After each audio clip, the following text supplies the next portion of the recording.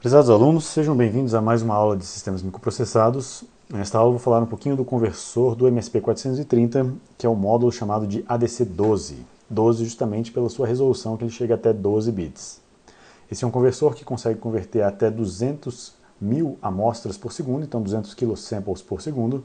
Ele é monotônico, significa então que ele não tem nenhum código de saída faltante, e ele pode ser configurado então para 8, 10 ou até 12 bits de resolução. Nós vimos no vídeo passado que o conversor AD de tipo de aproximações sucessivas ele é formado por dois blocos principais. Um módulo de amostragem e retenção, onde eu vou segurar o valor de tensão da tensão de entrada num determinado capacitor durante a quantização dele. E um bloco de quantização, que vai então converter bit após bit, do mais significativo para o menos significativo, o valor de tensão, transformando esse valor de tensão em uma saída binária em n bits. Para controlar esses dois bloquinhos, no conversor AD a gente vai usar um sinal de Sample and Convert, SAMPCON. Este é um sinal com duas ações embutidas que tem o seguinte significado. Quando o sinal vale 1, eu estou na fase de amostragem. Ou seja, a tensão de entrada que entra no conversor AD, quando esse sinal vale 1, essa chave fecha, essa tensão então entra para esse capacitor e a tensão do capacitor lentamente se carrega, dada a relação de capacitância mais a resistência da chave mais a resistência externa do circuito que foi conectado no conversor AD. Então nós temos aqui um circuito de carregamento do capacitor que demora um certo tempo até chegar no valor da amostra que eu quero efetivamente ler. Quando esse tempo passa, depois então eu chaveio o sinal de Sample and Convert para 0. Quando eu faço isso, essa chave abre, o valor de tensão do capacitor se mantém constante e eu entro na etapa de quantização. Quando esse sinal vai para 0, também é um indicativo para o quantizador começar a fazer a quantização. Ele não pode quantizar enquanto o sinal de entrada estiver variando. Esse sinal, perceba que ele é ativo em 0 então. O quantizador então coleta essa amostra que está no valor fixo de tensão e quantiza do bit mais significativo até o menos significativo, passo após passo.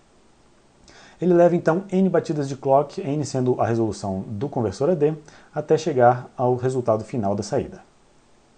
Após a quantização, nós ainda temos eventualmente um tempo de espera, caso a soma do tempo de amostragem mais o tempo de quantização for menor do que o tempo total do período de amostragem. Esse processo, obviamente, então se repete várias e várias vezes enquanto eu estiver mostrando meu sinal. Então, o sinal Sample and Convert é um sinal de um formato de um pulso, periódico e sempre de tamanho constante. A única coisa que a gente tem que garantir aqui no nosso projeto é que a soma do tempo de carregamento do capacitor mais o tempo de quantização, a soma desses dois tempos seja menor do que o período de amostragem. Vamos ver em mais detalhes como a gente consegue gerar então esse sinal de Sample and Convert.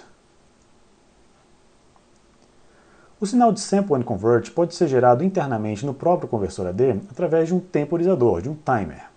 Esse timer, tanto o timer quanto o quantizador, eles seguem o mesmo ritmo, a mesma cadência de execução, que é um clock que a gente vai configurar. Como tudo no MSP430, a gente pode configurar também a velocidade do clock.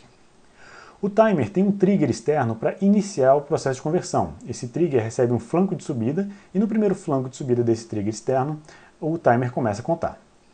O timer então vai ter uma configuração de quantas batidas de clock ele vai contar e essa configuração é chamada de SHT.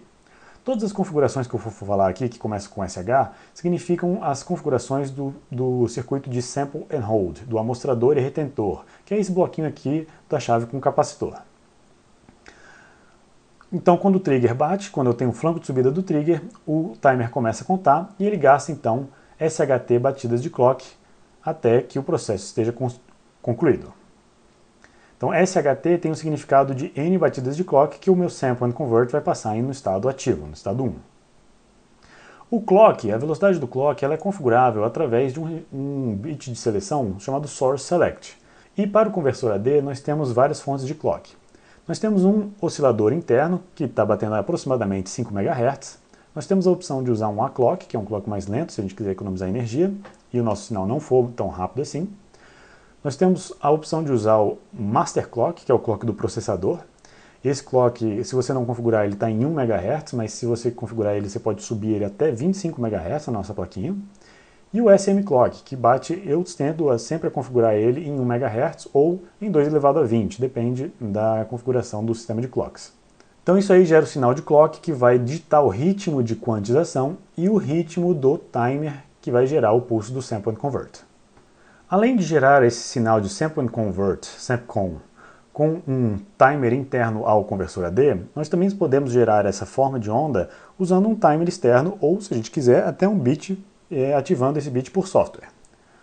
Esse trigger pode ser selecionado entre 4 fontes diferentes. O bit de Start Conversion, que está dentro de um registro de configuração do próprio conversor AD, então ele é setado por software, ou 3 saídas dos canais dos timers. Então eu tenho a opção do canal 1 do timer A0, do canal 0 do timer B0 e do canal 1 do timer B0. A seleção do trigger de entrada que vai iniciar o timer, ela é feita através do bit SHS, Sample and Hold Select. Tá? É o seletor da entrada do trigger do circuito de Sample and Hold.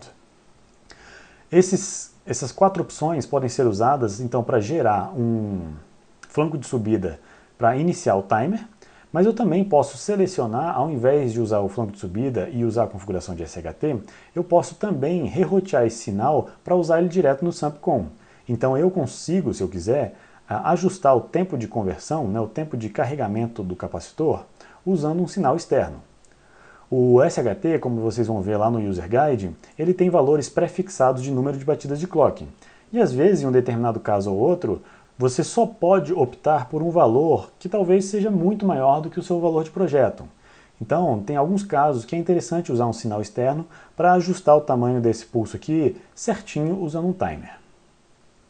Para fazer essa configuração e escolha se a gente vai usar o timer ou não, a gente tem o bit de configuração chamado de SHP, então Sample and Hold Pulse Generator. Então, se o Pulse Generator for o timer interno, a gente vai setar o SHP como 1. Se eu quiser usar um timer externo para gerar o pulso, então eu vou setar esse bit como 0. O conversor AD ele tem várias entradas selecionáveis. Essas entradas são selecionáveis através dos bits de in-channel disponíveis no registro de configuração do controlador da memória. Nós vamos ver ele ao final desse vídeo. As entradas são chamadas de A0 até A15, então são 16 entradas possíveis. Algumas delas estão conectadas em pinos externos ao microcontrolador, então a porta P6, por exemplo, de P6.0 até P6.7, a gente tem a conexão de todas as primeiras 8 entradas do conversor AD.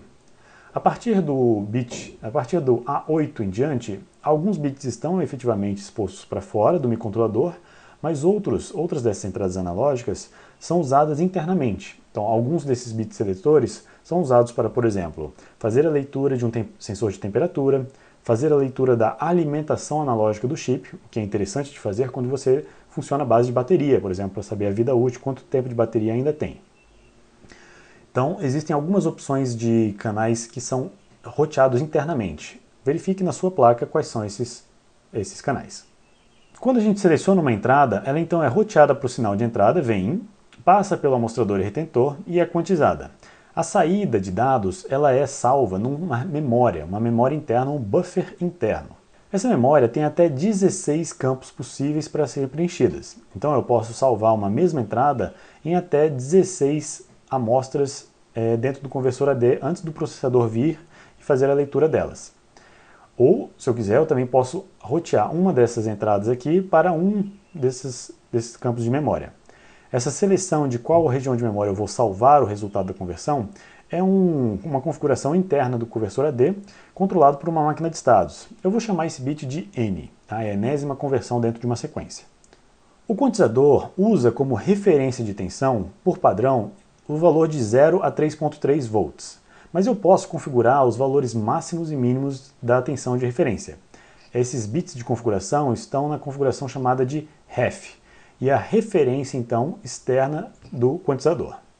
O quantizador pode ser configurado para selecionar faixas de tensões máximas e mínimas de 0 até 3.3 volts, 2.5 volts, até 2 volts, até 1,5 volt, ou então, se eu quiser, eu posso selecionar uma referência externa ao chip. Tem 2 pinos de referência externa mais e menos, que permitem então selecionar qual é a tensão mínima de quantização e a tensão máxima de quantização. Essa escolha aqui ela é interessante se você tem sinais de baixa amplitude, e aí você quer aumentar um pouquinho a precisão, diminuindo a faixa de tensão máxima do seu quantizador. Então até 1,5 volts esse quantizador consegue chegar. Vamos ver agora os diferentes modos de operação desse conversor AD. Nós temos até 4 modos diferentes e eles são controlados por um registrador chamado de controle da memória. Esse registro de controle da memória, o M-Control, ele é um registro que tem apenas 3 campos. O campo In-Channel, que é a entrada do canal que eu quero selecionar, esse cara aqui.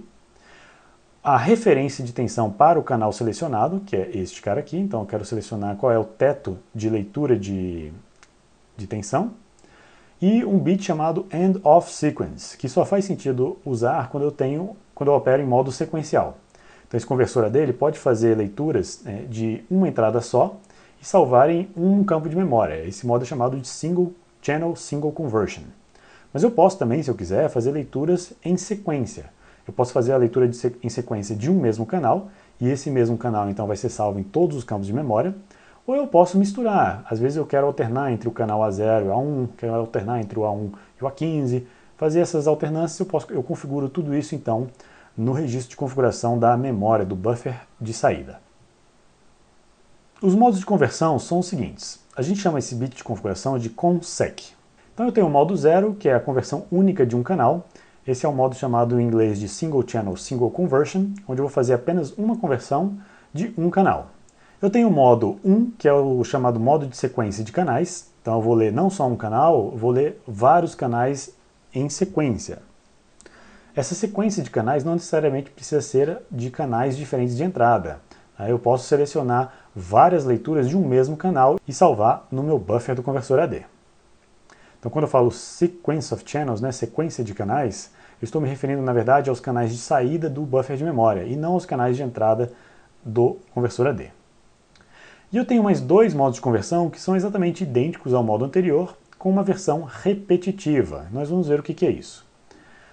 Então eu tenho o modo conversão única de um canal, repetitiva, então uma conversão repetitiva, e eu tenho uma sequência de canais repetitiva. Então a sequência repetitiva, a única diferença entre esses 2 aqui e os 2 anteriores é que ao final de uma conversão ou de uma sequência de conversão, nesses 2 primeiros modos aqui, o bit de Enable Conversion, que é um bit que permite a recepção de um novo trigger, ele vai para 0. Tá? Então, nos 2 primeiros modos aqui, eu gero um trigger de entrada, terminou a conversão, esse trigger não vai ser mais visto pelo meu sistema, porque o Enable Conversion vai para 0.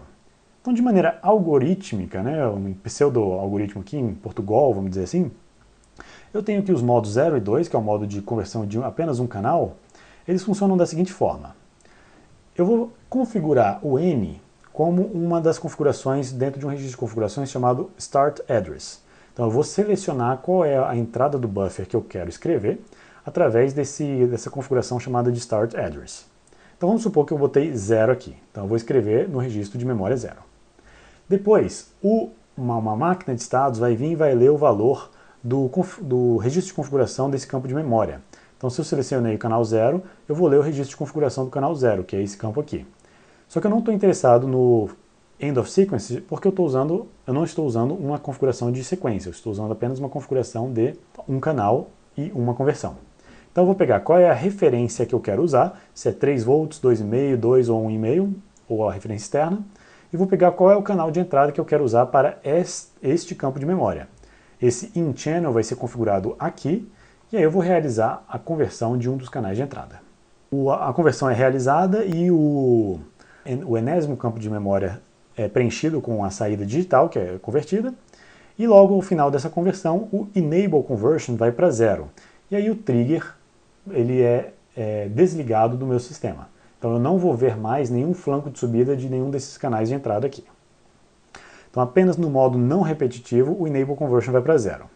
Nos modos repetitivos, no modo 2, esse Enable Conversion fica em 1, e aí eu posso receber um próximo trigger. Então, o modo repetitivo ele é interessante para quando você quer fazer amostragens periódicas. Recomendo usar o modo não repetitivo quando você quer fazer uma amostragem pontual. Já os modos 1 e 3, os modos de sequência de canais, são os modos que levam em consideração uma gama um pouquinho maior de preenchimento do buffer. Então, o pseudo-algoritmo que executa a sequência de canais é o seguinte. Eu vou começar então do Start Address, o N recebe Start Address, e aí eu vou realizar o seguinte algoritmo. eu vou fazer a leitura do enésimo registro de controle de memória e vou coletar os valores de in-channel, half e end of sequence. Então eu vou pegar aqui, por exemplo, se eu comecei com n igual a 0, eu vou primeiro escrever no mem0. E aí eu vou pegar qual é o canal que eu vou escrever no mem0 e qual é a referência que esse canal vai usar. Será que é o fim da sequência? Não sei. Então salvo o valor da saída digital, faço a conversão, salvo o valor digital nesse campo de memória e ando com o n. Então pego o n mais 1 até chegar em 15. Quando ele chega em 15 ele volta para 0. Essa operação então aqui ela garante uma escrita circular no buffer de memória. Então imagina que eu começo lá em 14, escrevo em 14, escrevo em 15, o próximo a ser escrito vai ser o 0, depois 1, 2, 3 e por aí vai. Eu faço isso até achar o bit end of sequence. Então eu repito essa operação enquanto o end of sequence for 0. Então se eu quero ler, por exemplo, 3 canais, o in-channel, posso ler o canal 2, o canal 0 e o canal 15. Né? Então eu vou escrever o 0, o 2, o 0 e o 15 aqui no in-channel, vou botar as referências deles, provavelmente 0 para todos, e o end of sequence vai ser 0, 0 e 1. Então no último canal que eu quero realizar a leitura, eu seto o bit de end of sequence. E no final dessa sequência de canais, quando eu encontro o end of sequence, o enable conversion, o bit que desabilita o trigger de entrada, ele vai para 0 apenas no modo não repetitivo. Se eu estiver no modo repetitivo, esse bit continua em 1, então eu posso fazer a leitura dos próximos triggers que chegarem. De maneira bem resumida, pessoal, esse é o funcionamento do conversor AD. Eu recomendo fortemente uma leitura detalhada do User Guide para que vocês tenham acesso a mais informações desse conversor. Vamos para o próximo vídeo, onde eu vou falar um pouquinho mais sobre conversões de múltiplos canais. Vejo vocês lá!